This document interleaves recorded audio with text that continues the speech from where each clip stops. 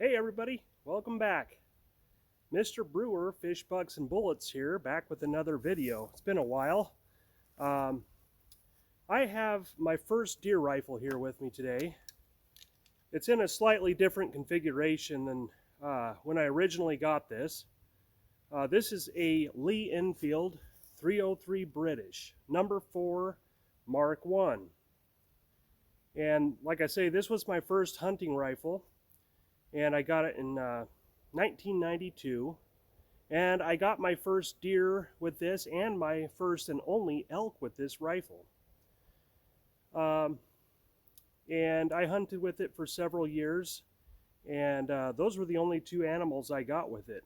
But then I moved on to other calibers and stuff, and I've just had this sitting around in the closet for many years, and ended up hunting a lot with the 243 and got a lot of deer with that, and wanted something with a little more power, but didn't want to lug the old military style, fore end on it that's like probably over 10 pounds with everything on it, and didn't want to lug that around.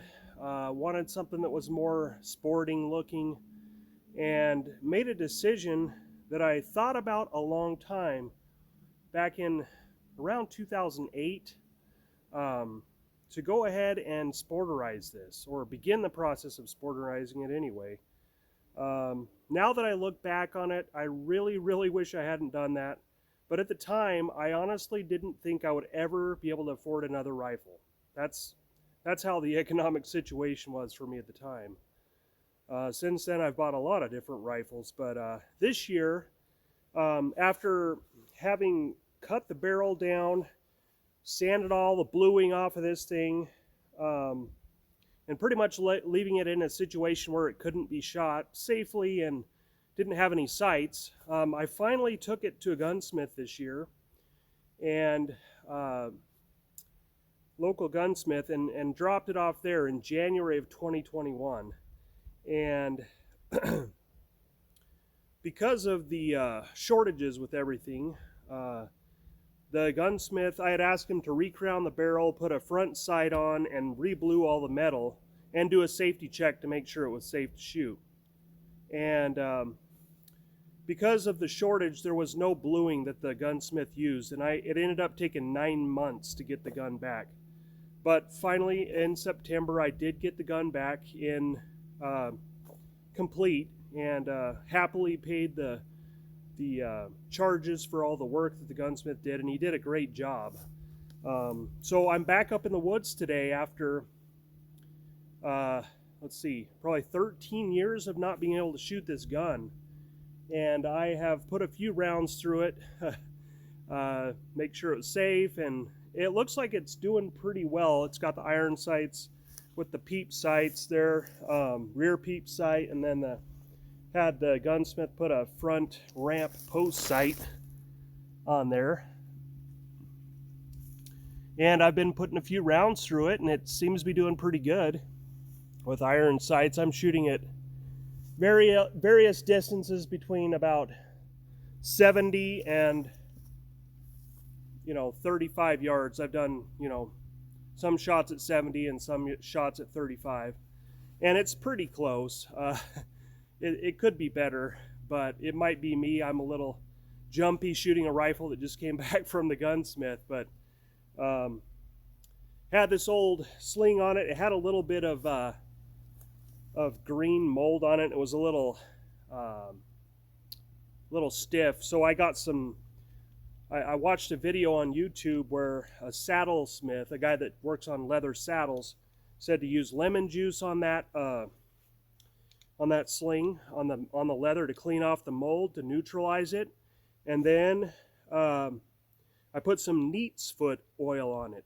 I had never heard of neat's foot oil, but it's basically made from the feet of cattle. And now this thing is clean and supple and really nice. But yeah, the gun is shooting pretty good. No safety concerns at all.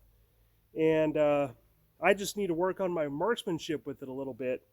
That rear aperture sight, that peep sight, is really big, as I remember, and so it's a lot of room to figure out where to put the post, the front post of that front sight, but I'm hitting just a little bit left. Probably at 70 yards, I'm hitting about 2 inches left and a little bit high.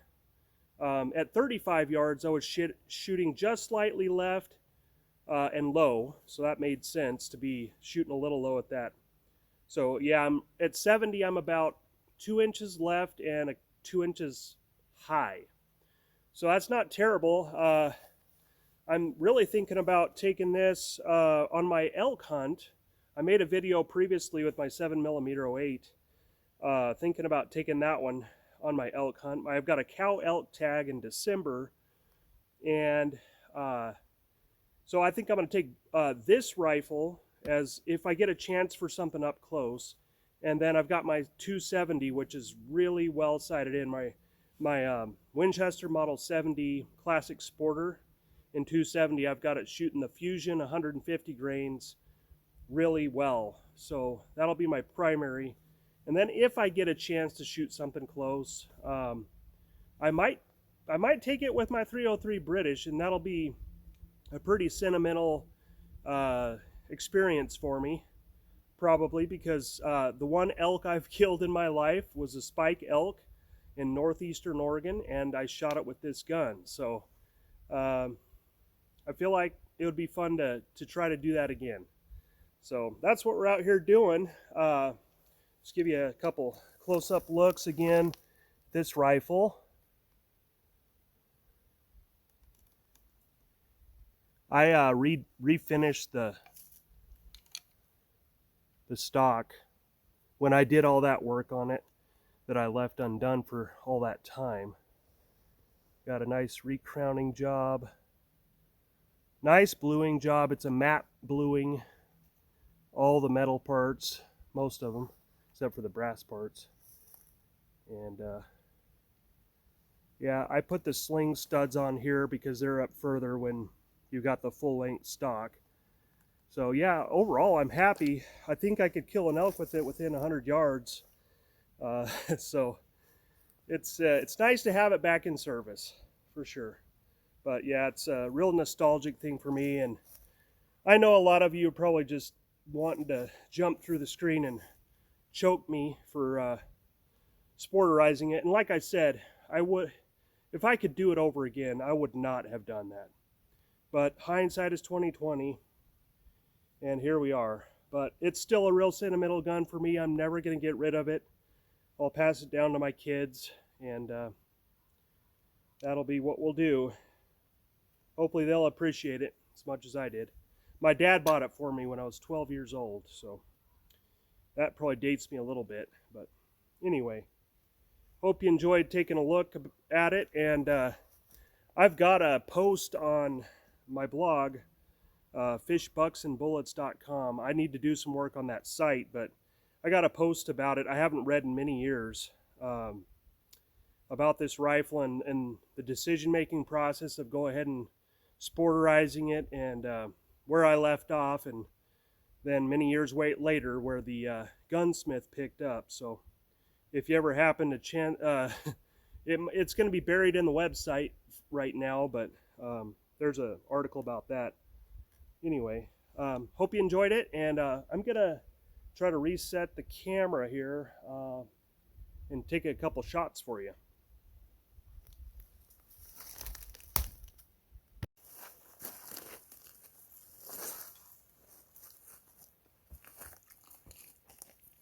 A little muddy here. I reset the camera on a stump. I lost my tripod in the last video I made and haven't gotten around to replacing it, so got it propped up on a stump, and I moved up to about 50 yards, and that's simply because I needed a place where I would have the camera on that side and I could take a shot where you could see me shooting it. So I am going to shoot at the far right target, and 3 shots offhand here, and we'll just see what we can do. There's a little bit of a bush in front of that box, so we'll see where I hit, but I've been shooting left, so let's see what we can do here.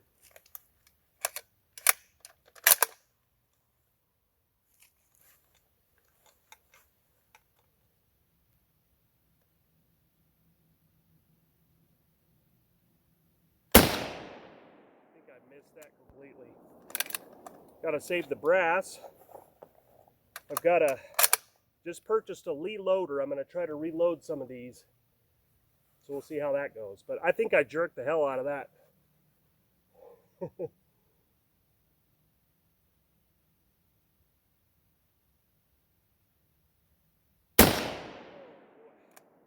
It's hard to do offhand. I'm not very good at it. We'll see what we can do. And that last bullet doesn't want to come out real easy out of that magazine. So that's nice. It's a 10-round magazine, but so it won't be too much of a problem. But I don't know if that's the way it worked before or not, but it's definitely the case now. So for the sake of the video, I'll pop it right in the tube. Get locked in on it. See if I can hit the paper at least.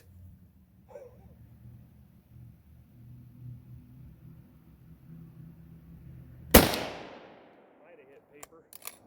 I bet it's left. Okay, well, there she is again. 303 British, number 4, Mark 1, Sporterized. Yes, sir. All right, this is where I took the shot from.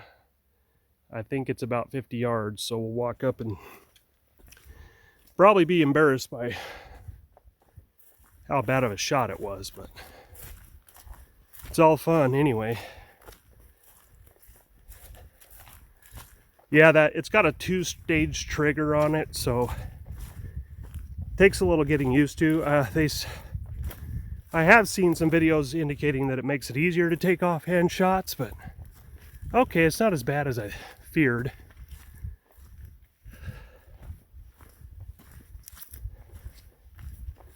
Two shots. Oh, 3 on the paper. Okay.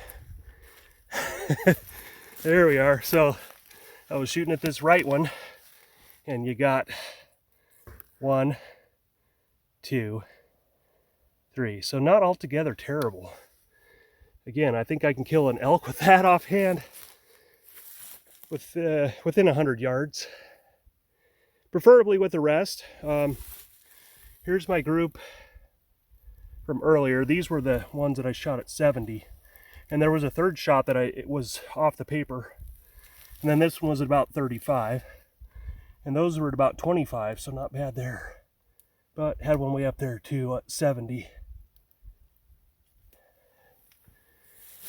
Anyway, hope you enjoyed it. Don't have a lot of ammunition for this bad boy.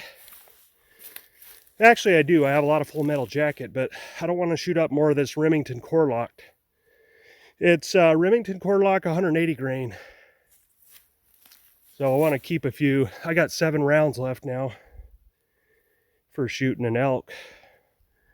There she is. Sorry, I am out of breath. I'm in terrible shape. Thought I was in better shape than that, but too much Taco Bell. Anyway, she looks pretty.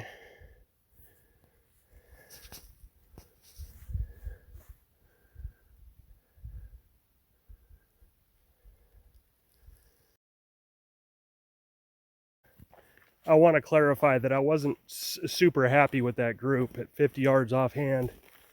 It was about a 5-inch group, but I thought I'd missed the paper completely. That's why I was a little more excited to see it than I probably should have been.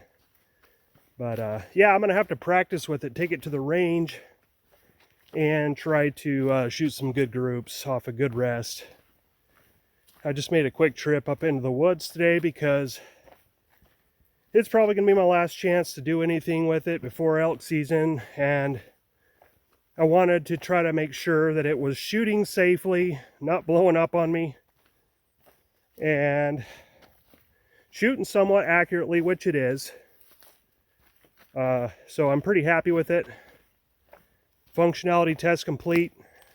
Wasn't a real accuracy test. I honestly was a little jumpier than I should have been, but I don't know, that's the way it goes sometimes. But just wanted to clarify that I wasn't super excited with the 5-inch group offhand at 50 yards, but Like I said, I thought I'd missed the paper completely, so at least I hadn't done that.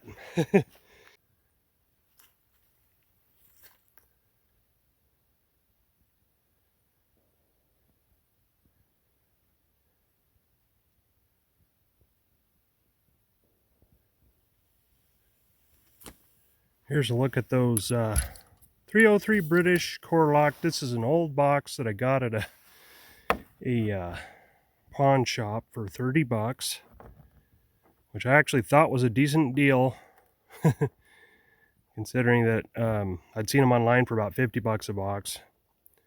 Not the cheapest, but 30 bucks for a box of 20, an old ragged box. And these are 180 grain Core Lokt.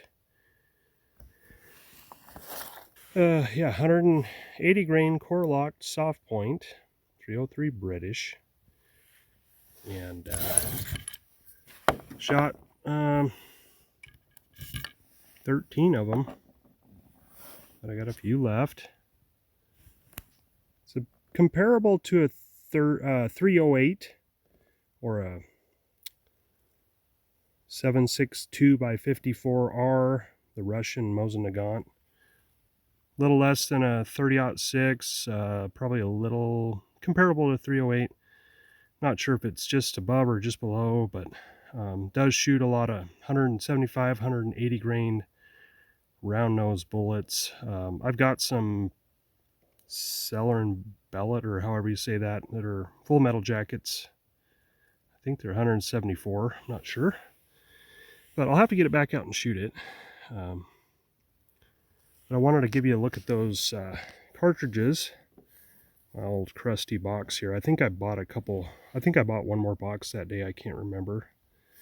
But I've got some 180 grain PPUs too.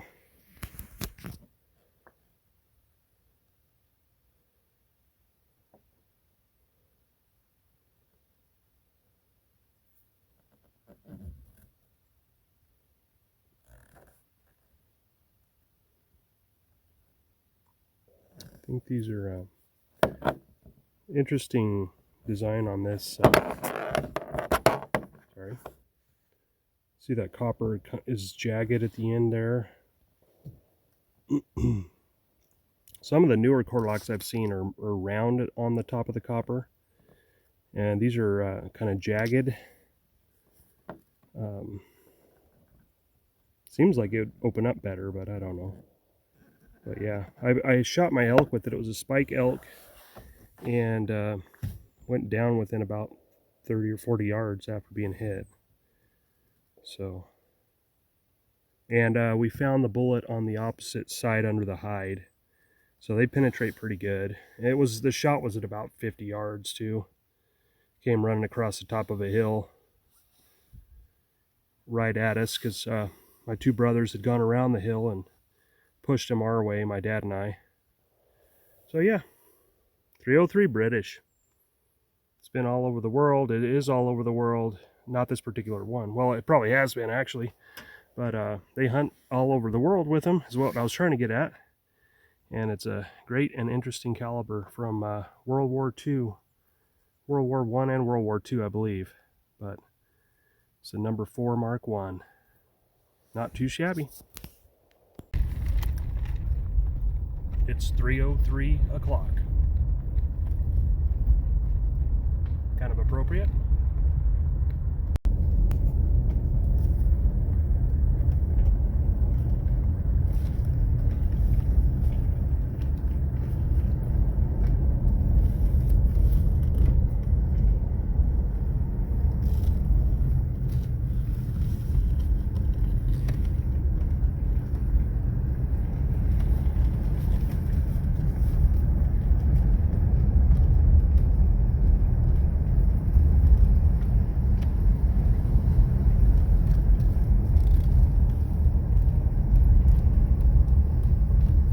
Beautiful day in the woods.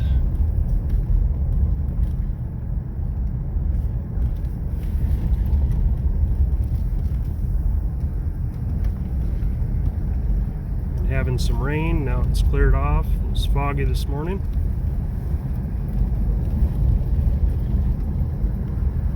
Now fog's cleared off and it's getting late in the day. The sun will be down. It's 3 o'clock. The sun will be down in an hour and a half. I'll be home before then.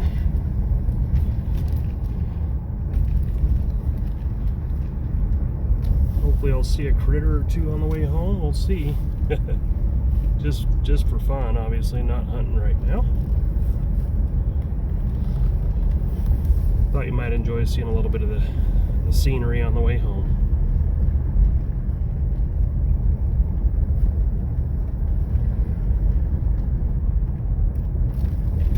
Fish, bucks, and bullets. Mr. Brewer checking out. Have a great day.